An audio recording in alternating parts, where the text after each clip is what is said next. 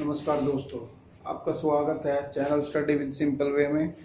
और मैं सौरभ आप सभी का इस चैनल पर स्वागत करता हूं। जैसे कि दोस्तों आपको पता है, हमारा टॉपिक नंबर सिस्टम चल रहा है और आज नंबर सिस्टम में हम concept exponents role of real numbers, that is जो भी रियल नंबर्स है उनके एक्सपोनेंट्स रूल क्या होते हैं, उनके बारे में हम आज डिस्कस करेंगे। तो प्यारे दोस्तों, हम अपने टॉपिक को स्टार्ट करते हैं। और स्टार्ट करने से पहले आप सभी से रिक्वेस्ट है कि इस चैनल को ज़्यादा से ज़्यादा सब्सक्राइब करें और इस वीडियो को ज़्यादा से ज़्यादा लाइक और शेयर करें। तो प्यारे दोस्तों, हम स्टार्ट करते हैं अपना topic exponents rule of real numbers. जैसे कि प्यारे दोस्तों आपको पहले ही पता है कि रियल नंबर्स क्या होते हैं, ये मैंने आपको पहली वीडियोज में बताया है। और नेक्स्ट आज हम exponents rule of real numbers के बारे में डिस्कस करेंगे। तो एक्सपोनेंट्स क्या होते हैं, तो एक्सपोनेंट्स क्या होते हैं इनके बारे में अगर आपको बता दिया जाए, तो अगर हम x की पावर 2 लिखते हैं, x की पावर 2, तो यहाँ पर 2 को हम एक्सपोनेंट बोलते हैं। एक्सपोनेंट बोलते हैं, इसको हिंदी में घातांक बोलते हैं। घातांक क्या बोलते हैं प्यारे दोस्तों? घातांक। और ये x, इसको हम बेस बोलते हैं। बेस दैट इज आधार बोलते हैं। आधार। तो मतलब कि अगर हम x की पावर 2 लिखते हैं तो यहाँ 2 क्या है? एक्सपोनेंट है, दैट इज घातांक है। और यहाँ पर x क्या है? x बेस है, दैट इज आधार है। तो आज हम इससे ही रिलेटेड अपनी स्टडी को आगे बढ़ाएंगे। क्या होते हैं एक्सपोनेंट्स के रूल और कैसे कैसे हम उनको सोल्व करेंगे। तो चलते हैं प्यारे दोस्तों आगे की ओर। जैसे कि आपको 2⁻³ लिखा मिले इंटू 2⁻² लिखा मिले, तो आप इसको कैसे सोल्व करोगे? तो आप इसको लिखोगे 2⁻5, दैट इज 2 की पावर 5।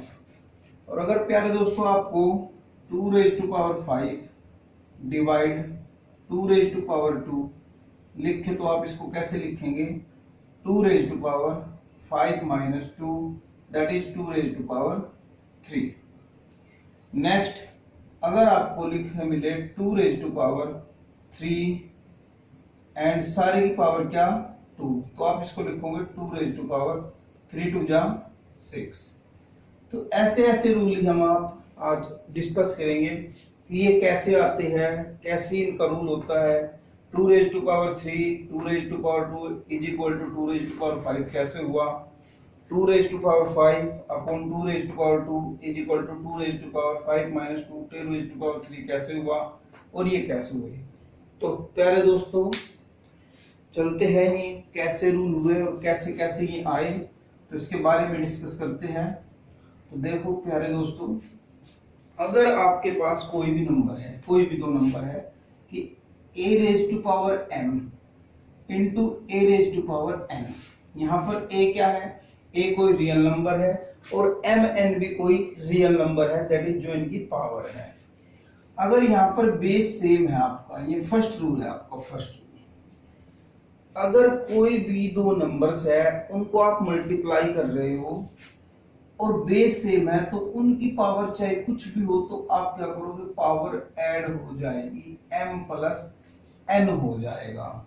दैट इज अगर आपके पास कोई भी दो नंबर है, वो सेम है, बेस सेम है, दैट इज आधार सेम है, तो एक्सपोनेंट जो है उनकी m और n वो क्या हो जाएगी? प्लस हो जाएगी। फॉर एग्जाम्पल, जैसे कि आपके पास 5⁻², 5 की पावर 2 इंटू 5⁻3 है, तो ये हो जाएगा 5⁻2 प्लस 3। कैसे?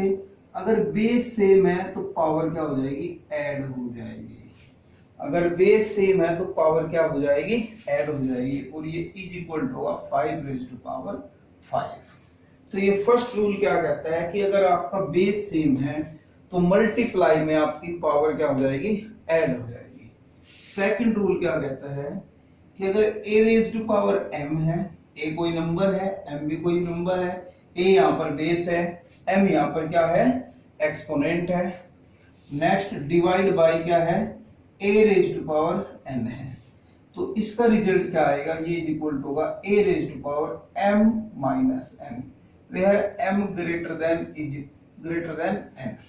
दैट इज क्या है कि अगर यहाँ पर आपके पास दो नंबर हैं और उन दो नंबर का बेस सेम है और आप उनको डिवाइड कर रहे हो और पावर में है, वो पावर में, तो क्या हो जाएगा, पावर माइनस हो जाएगी, पावर माइनस हो जाएगी। For example 7 raise to power 5 divide 7 raise to power 2, तो देखो यहाँ पर बेस सेम है मगर पावर क्या है, डिफरेंट है। तो बेस सेम होना चाहिए, हमारा कंसेप्ट क्या है, बेस सेम होना चाहिए। तो इसका आंसर क्या होगा, 7 5 माइनस 2, तो 7 raise to power 3। That is, ये रूल क्या कहता है कि अगर आपके पास दो नंबर हैं और वहां पर बेस सेम है, पावर डिफरेंट हो उससे हमें कोई मतलब नहीं है, बेस सेम होना चाहिए और डिवाइड में होना चाहिए, तो हमारी पावर क्या हो जाएगी, माइनस हो जाएगी, हमारी पावर क्या हो जाएगी, माइनस हो जाएगी। थर्ड रूल क्या कहता है, अगर आपके पास a raise to power m है और सारे की पावर क्या है, n है, तो क्या हो जाएगा, a raise to power m into n हो जाएगी, m इंटू n हो जाएगी। कैसे, जैसे कि यहाँ पर 5 रेज टू पावर 2 है और सारे की पावर क्या है, 3 है, तो इज इक्वल टू हो जाएगी 2 multiply 3, that is 5 raise to power 6 हो जाएगी। दैट इज, अगर पावर की पावर है तो वो मल्टीप्लाई में आ जाएगा, क्या आ जाएगी, मल्टीप्लाई में आ जाएंगे। तो एक बार दोबारा देखें, अगर आपके कोई भी दो नंबर है उनके आप मल्टीप्लाई कर रहे हो और बेस सेम है तो पावर ऐड हो जाएगी मल्टीप्लाई में, बट यहाँ पर बेस सेम होना चाहिए, पावर डिफरेंट हो सकती है। आपका फोकस किस पे होना चाहिए, बेस पर होना चाहिए। नेक्स्ट, अगर डिवाइड में है, क्या है, अगर डिवाइड में है तो पावर क्या हो जाएगी, माइनस हो जाएगी, but m greater than n, m greater than n। जैसे कि 7 raise to power 5 divide 7 raise to power 2 is equal to 7 raise to power 5 minus 2 is equal to 7 raise to power 3। Next, a raise to power m और सारी power m है, तो यहाँ पर power multiply में आ जाएगी, that is a raise to power m into 1 हो जाएगा। For example 5 raise to power 2 और 3, तो 5 रेज टू पावर 6 हो जाएगी, 3 2 जा 6। तो नेक्स्ट फोर्थ रूल पर चलते हैं कि फोर्थ रूल हमें क्या कहता है इसके बारे में, कि एक्सपोनेंट्स का रूल हमें फोर्थ किसके बारे में बताता है। तो यहाँ पर हम दो नंबर्स लेंगे, देखो कैसे, रूल 4 में क्या है प्यारे दोस्तों कि a raise to power m है into b raise to power m है, तो हम इसको लिख सकते हैं a इंटू बी सारे की पावर m। फॉर एग्जाम्पल जैसे कि 2 रेज टू पावर 3 है इंटू 3 रेज टू पावर 3 है, तो आप इसको 2 इंटू 3 रेज टू पावर 3 लिख सकते हो। कहने का मतलब क्या है कि अगर दो नंबर है आपके और मल्टीप्लाई में है, उनकी पावर सेम है तो उनको मल्टीप्लाई करके सेम पावर लिख सकते हैं, या अगर मल्टीप्लाई में है तो उनको अलग अलग पावर में भी आप सेपरेट कर सकते हैं।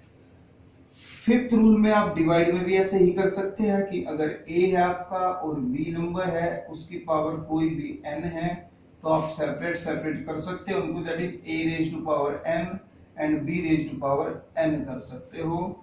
फॉर एग्जाम्पल 7/5 है और इसकी पावर आपकी 2 है, तो you can write this 7 raise to power 2 and 5 raise to power 2। आप ऐसे इसको कर सकते हैं।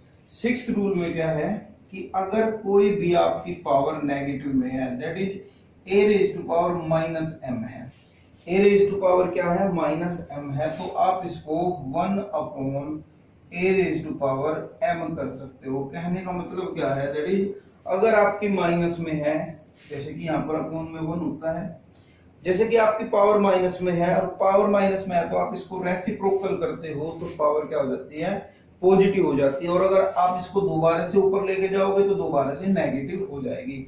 मतलब दैट इज अगर आपकी पावर डिनोमिनेटर से न्यूमरेटर में जाएगी तो भी नेगेटिव साइन चेंज होंगे और न्यूमरेटर से डिनोमिनेटर में जाएगी तो भी साइन चेंज होंगे। For example 2 raise to power minus 3 है, अपॉन में 1 है, तो आप इसको 1 ऊपर और 2 को नीचे ले जाओगे तो प्लस में 3 आ जाएगा, दैट इज 1/8 आ जाएगा इसका आंसर। ओके, तो नेक्स्ट रूल, 7th रूल यहीं पे बता देता हूं मैं। 7th रूल में क्या है कि आप कोई भी नंबर है आपका a रेज टू पावर 0, कोई भी नंबर हो सकता है आपका, अगर किसी की पावर 0 है तो आंसर हमेशा क्या होगा, 1 होगा। आंसर हमेशा क्या होगा, 1 होगा। अगर आपके पास कोई भी नंबर है और उस नंबर की पावर क्या है, 0 है, 0 पावर में होनी चाहिए, तो हमेशा आंसर 1 आएगा। चाहे वो क्या है, 1 लाख है, 1 करोड़ है, कुछ भी है, 1 मिलियन है, 1 बिलियन है, कोई भी है, कितना भी बड़ा नंबर है, 100 करोड़ है, 1 अरब है, कितना भी है, उसकी पावर अगर 0 है तो आंसर ऑलवेज 1 आएगा। तो ये एक्सपोनेंट्स के आज रूल थे। इसमें एक्सपोनेंट्स में हम एक एग्जांपल को सोल्व करके देखते हैं। एक्सपोनेंट्स रूल अप्लाई करके देखेंगे कि कैसे कैसे ये एक्सपोनेंट्स रूल आपके अप्लाई होंगे। और रेलवे में एक्सपोनेंट्स रूल से एक क्वेश्चन रेलवे बार बार पूछता है, रेलवे का फेवरेट टॉपिक है एक्सपोनेंट्स रूल। जैसे कि आपको एक क्वेश्चन दिया जाता है कि 2 की पावर 3 इंटू 3 की power 2 into 5 raise to power 2 upon 2 raise to power 2 into 3 raise to power 2 and 5। तो आप इसको सोल्व करना है आपको।